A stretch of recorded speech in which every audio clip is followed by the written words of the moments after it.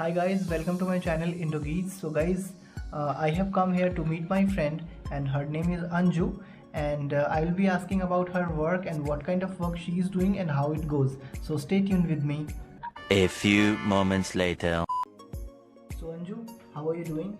I'm fine, John. Okay. How are you? I am doing very good. I hope you are preventing yourself from this demon coronavirus. So could you please tell our audience that what kind of work you are doing and how it goes? So the last time you asked me this, I was working with Commonwealth Human Rights Initiative. I am still working with Commonwealth Human Rights Initiative. Okay.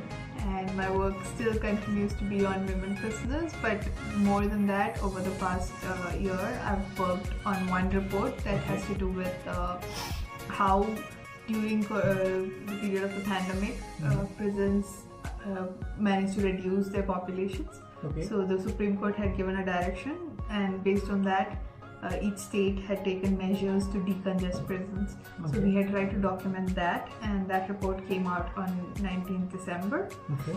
And after that, I've been working on this other project, which has to do with how the criminal justice system in India has affected the rights of foreign national prisoners. Okay. So that's something I've been working on recently. Oh wow, awesome. So Anju, are you still working on women prisoners? Yes, we are doing something relating to women prisoners.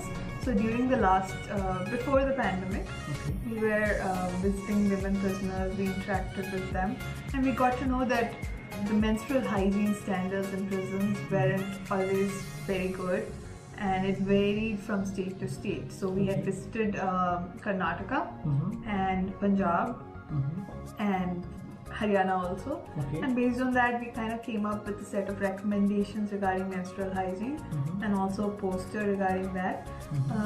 So what we've managed to do is reach out to many states,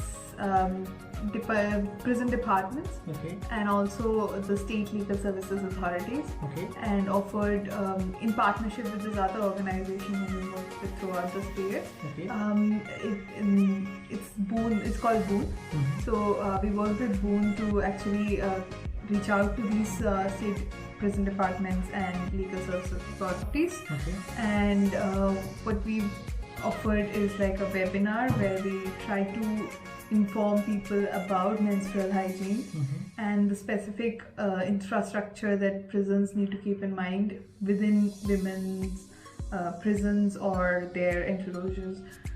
Okay, that's really nice work that you are doing.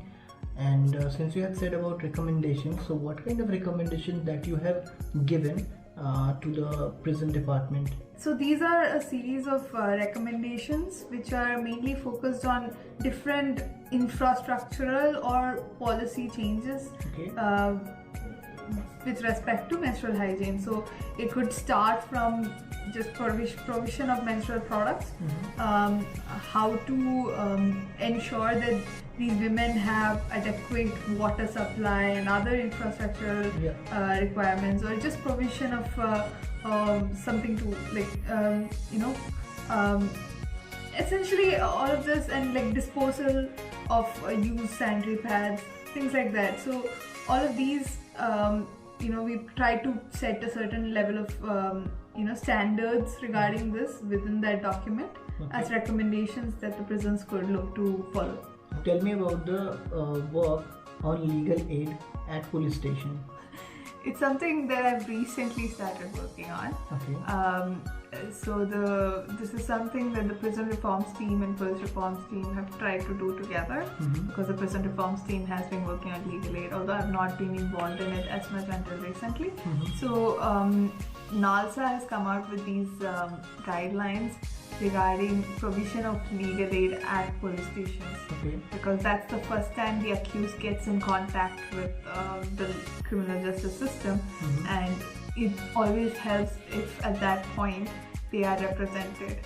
And most people do not have the means to afford a lawyer, and having somebody there at police station who will provide legal aid to these accused at that point would be very useful in the course of the criminal justice system.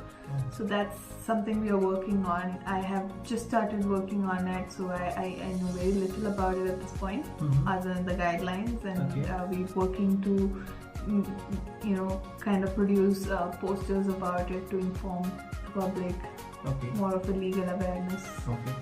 So Anju, have you written about your work? Well, actually I have. Okay.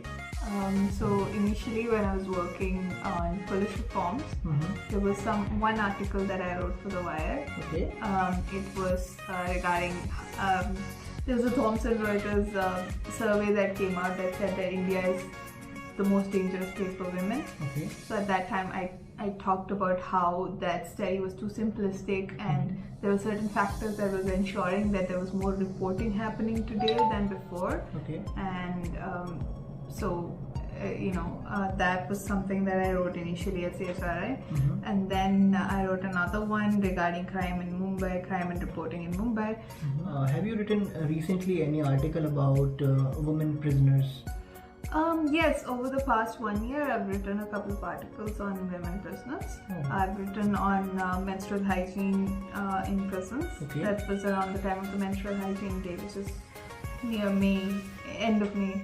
I've also written on health care for women inside prison, and especially with a focus on pandemic. And then I've also written on menstrual hygiene, and the first that CHRI has done. This was on the Penal Reform International's blog. Thank you so much, Anju, for your time, and you are doing fantastic work. So guys, if you have any question, you could reach to Anju at her Twitter account. I will share her Twitter account in the description box along with her articles, what she has written. So it will be very much informative for all of you. तब तक के लिए इस video में इतना रखते हैं, and don't forget to like and subscribe my YouTube channel. Bye bye and have fun.